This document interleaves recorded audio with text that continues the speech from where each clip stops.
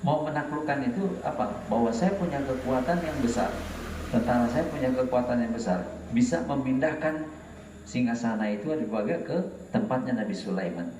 Lalu ada di situ Ifrit, salah satu dia pindah ke tubuh seseorang, berubah dia jadi materi. Bisa nggak kan? Bisa. Itu dengan sihir. Nah, makanya kemudian ketika dia masuk ke sini, caranya berubah lagi materi itu supaya dia terurai dengan apa? Energi. Ya, itulah energi doa. Ya, energi doa. Alim ya. Makanya kemudian dengan doa kemudian lembaga nantinya di ronsen bisa hilang tuh, ya hilang. Dan akhirnya kemudian staf rumah sakitnya itu diajari cara rukyah, dan sekarang buka itu pengobatan rukyah di sana. Jadi kalau ada yang disuruhkan bawa ke rumah sakit Muridaya, karena ada salah satu teman saya besar itu dipakai di sana, ya. Jadi nggak usah kemana-mana, nanti ada tarifnya sendiri. Ya. Jadi materi kemudian dirubah dia menjadi energi inilah. Makanya dirubah ya. Lalu yang masuk itu siapa? Yang memulai itu siapa? Yang mengantarkan itu siapa? Inilah yang namanya kekuatan sihir dan jin dirubah ya. Tapi tidak bisa sembarang masuk ke sini keluarga, lihat dulu. Nah ini makanya di keluarga si wanitanya tadi, si ibu tadi ya, yang dikatakan manusia babu tadi, Supiati. Nah Supiati orang Delimo ya, kayaknya orang Delimo. Karena dia tahu ada begitu sakit dan sebagainya, dia udah dibekali.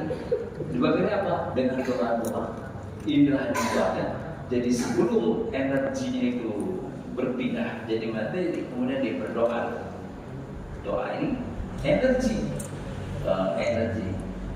Makanya di berbahagia ini berpadu di situ. Kuat mana, gitu kan? Ya, begitu sakit dia baca doa. Begitu sakit dia baca doa yang sudah diberikan. Akhirnya berbahagia dia akan sembuh. Tapi waktu mau sembuh itu berbahagia ada satu yang menarik di situ. Dia itu senantiasa berwudu, ya. Nah, makanya dokter saya kira tuh bikin buku dua, satu manusia masuk, satu gantung wudhu. Judulnya artinya jangan lepas wudhu, ya. Dari berbahagia, ya itu proses namanya jihad. Lalu kalau proses yang namanya berbahagia, proses orang kok dari benci bisa tertarik, ya dari benci menjadi suka, ya. Apa? Jadi benci, akhirnya benar-benar cinta. Itu namanya ya. Nah, bagaimana prosesnya sama? Ada yang sama, tapi ada yang bahagia. Dia bermainnya bukan bermain benda-benda tadi, tidak. Ya, nanti ada yang saja. Jadi dia bermain, kemudian ada zat yang dimasukkan ke dalam. Ya, jadi prosesnya sama, memindahkan sesuatu, dia masuk ke kepala sini, dari sini diolah kemudian ke mata, ya, ke mata, akhirnya dia melihat, kok jadi cakep, gitu dari keluarga, ya, atau sebaliknya, ya, ngelihat bapaknya, kok bapak sedang tua, gitu ya, itu namanya benar-benar untuk benci, ya, mari berbahagia. Melihat suaminya jadi sekarang dia jelek gitu, ya padahal sama aja, ya suaranya jadi begitu, ya itu sama, prosesnya sama. Dia masuk ke sini, kemudian matanya itu kemudian berbagai itu dipengaruhi, seperti masuknya virus ke dalam komputer kita, ya tiba-tiba muncul di situ, ya kalau ada orang nge-hack gitu ya, tiba-tiba muncul kan sesuatu yang tidak kita inginkan. Bukan program yang kita mau, tapi ini ada yang namanya intervensi, ya. Nah, sama. Lalu bagaimana? Ada yang namanya seperti itu, ya. Kan yang namanya sunatullah, ya sunatullahnya begini. Alam nyata, dia berlaku sunatullah di alam nyata, ya. alam goib itu berlaku sunatnya di alam goib, tidak nyata. Ya, jadi bentuk aslinya ada berubah ya. Ini ada yang ini ada yang memiliki sayap terbang tinggi di udara, ada yang berbau ular, anjing, serta ada juga yang mungkin pindah-pindah. Ya, jadi mereka itu yang punya sayap bisa terbang di udara, gitu ya. Nah, ini yang berubah ya. Posisinya dia itu ada dua, karena dia bisa berubah-ubah, ya, bisa masuk alam nyata, nyata, bisa menjadi, bisa yang tidak nyata tadi gaib, ya. Ini nggak bisa dilanggar, nggak bisa. Maksudnya kalau udah nyata ya nyata. Biasanya fisik ini kelihatan nyata, bisa. Berlakulah hukum fisiknya di situ. Kalau non fisik berlaku hukum non fisik. Seperti ada berbagai asap itu dipegang nggak bisa, ya, nggak bisa. Nanti makanya ada berbagai ada orang bisa merasakan merinding. Ya.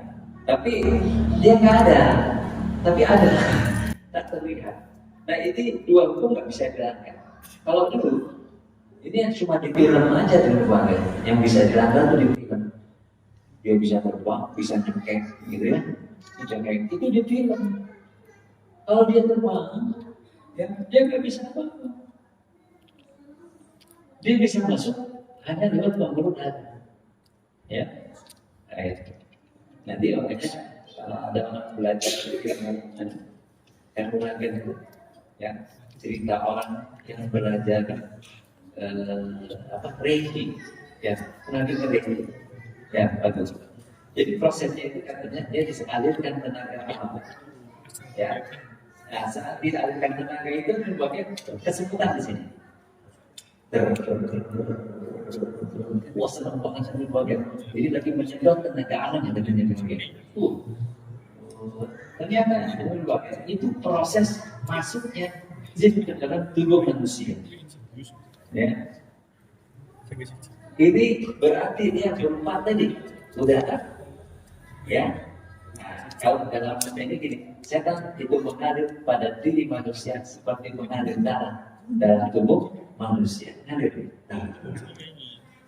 Makanya kalau salah satu mengeluarkannya juga lewat ya, tangannya, kakinya, itu ujung-ujungnya.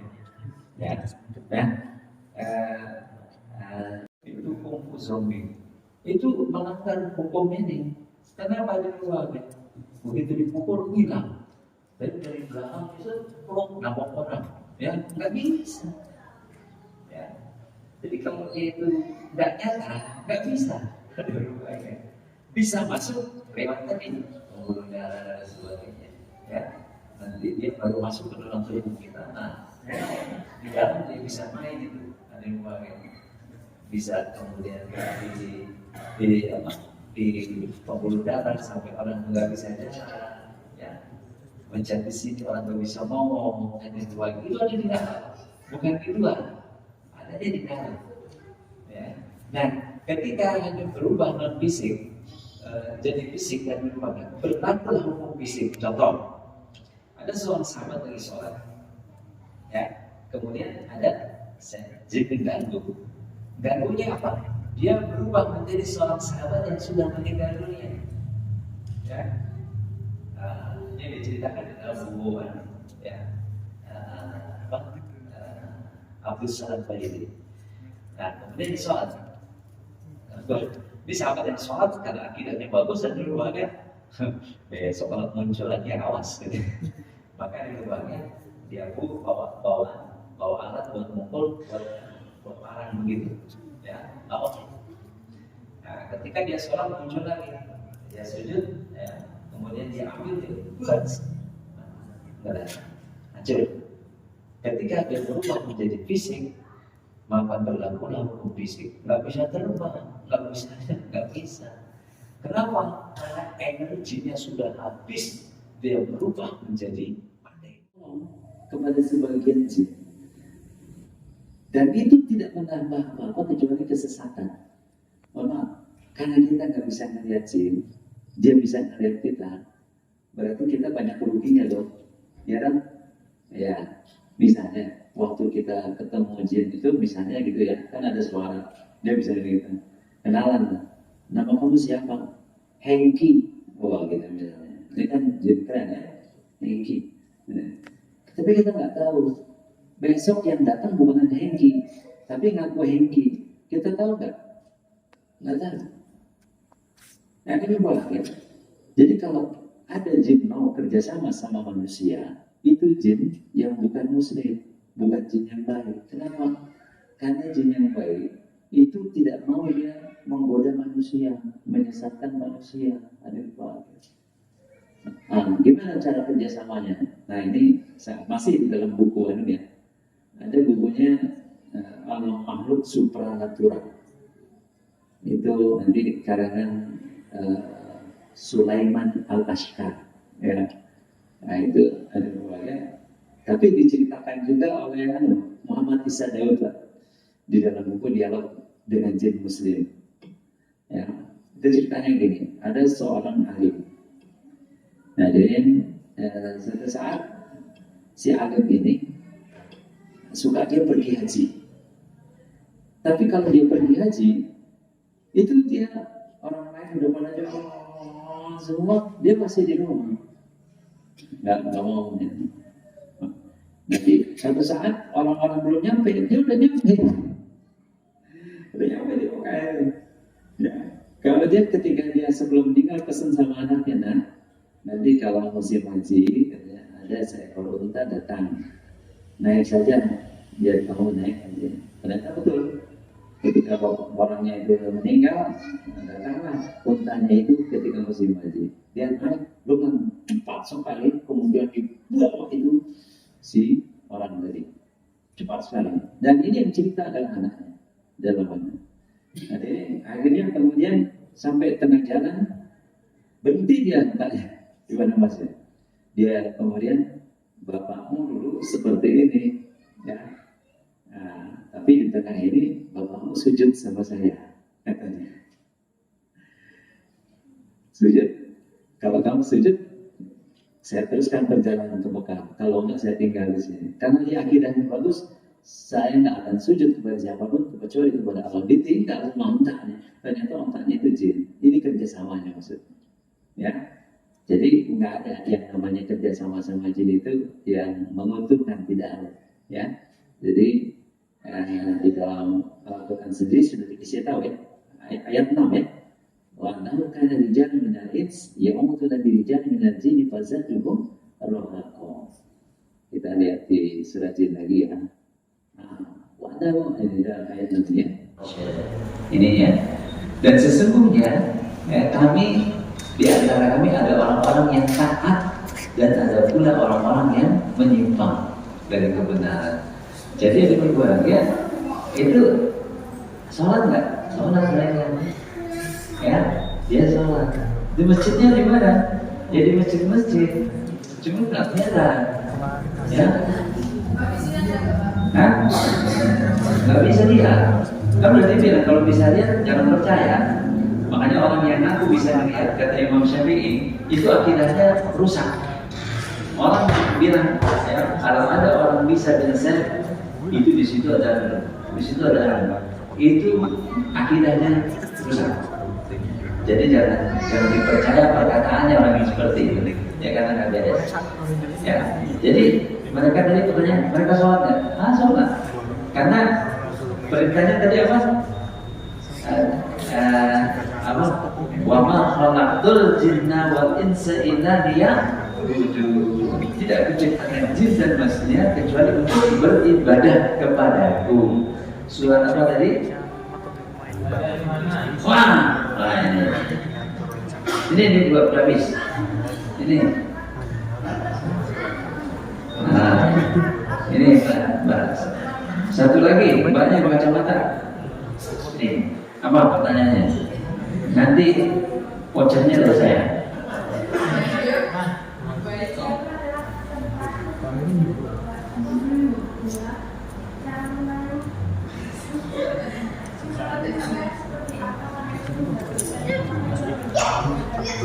Saya berapa cepetan? Saya nangkep sih harus tua. Ya.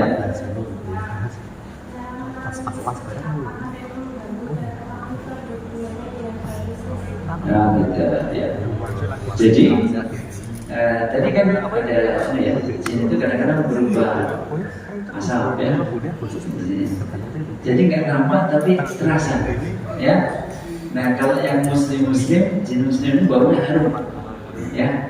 Tapi kalau yang baunya nggak enak, jin yang kafir bisa.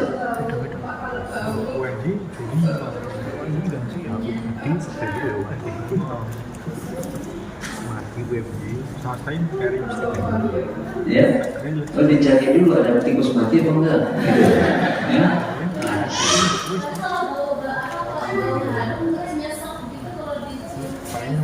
Ya, itu karena penciuman Anda bermasalah, ya.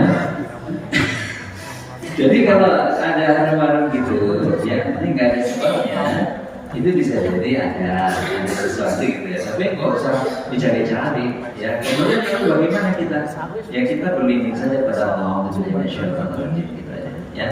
Jadi kalau bau-bau yang kemudian tidak ada sumbernya begitu, tahu kalau ada bau bangkai, nah itu biasanya sih banyak orang terracun tikus gitu, ya.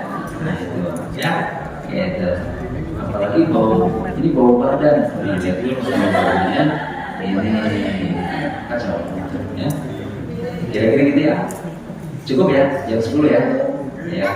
Nah ini minta sebarang. Oh, vouchernya habis ya Pak? Ya, nah ini Pak Marsono mau meninjau secara fisik insya Allah. Bisa dilogika juga dari ilmu fisika, ya. Ini dalam surat Al-Hijr ayat 26, Allah berfirman bahwa dan kami telah menciptakan jin sebelum Adam dari api yang sangat panas. Api yang sangat panas. Jadi kalian sudah belajar fisika tentu sudah mengenal gelombang elektromagnetik. Gelombang elektromagnetik itu yang mulai dari gelombang radio, gelombang TV, gelombang radar, gelombang cahaya seperti ini. Kemudian ada sinar gamma yang itu gelombang elektromagnetik itu merambatnya sangat cepat, 300.000 km per detik, bisa dibayangkan. Jadi jin itu bisa bergerak dengan kecepatan sekian itu. Dan panjang gelombangnya sangat pendek, yang dijelaskan kalau bahwa sangat panas. Sangat panas itu berarti gelombang pendeknya lebih tinggi, lebih pendek dari sinar gamma. Sinar gamma itu lebih pendek dari sinar X, sinar ronsen. Kalau ada yang pernah patah tulang, pernah di ronsen ya, sinar X itu bisa masuk melalui pori-pori kulit kemudian sampai ke tulang, sehingga tulangnya bisa difoto. Sama jin, makanya tadi saya sampaikan bisa masuk melalui pori-pori kemudian masuk ke pembuluh darah, karena memang gelombangnya sangat pendek. Jadi, tetapi tadi saya bilang Ustaz juga betul bahwa gelombang-gelombang jin yang sangat pendek itu bisa ditangkal dengan gelombang dari doa-doa kita sebagai orang yang beriman.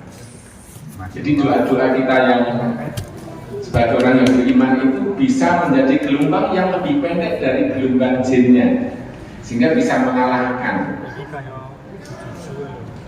Jadi kalau ada orang kesurupan kemudian dilepaskan lewat ini atau lewat itu memang logis juga.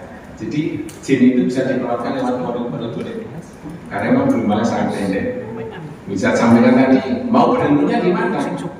Ronsen itu kalau diarahkan ke tulang ini ya kita akan berhenti di tulang itu. Akan untuk memutar tulang punggung ya akan terpusat di situ. Jadi jin itu juga bisa bersarang seperti itu. Sehingga kita sampaikan tadi, berhenti di sini bisa menjadi orang tidak bisa berbicara, berhenti di sini bisa menjadi tangannya tidak bisa digerakkan dan seterusnya. Itu saja tambahan sedikit terkait kajian jin dari ilmu fisika. Itu terima kasih. Assalamualaikum warahmatullahi wabarakatuh.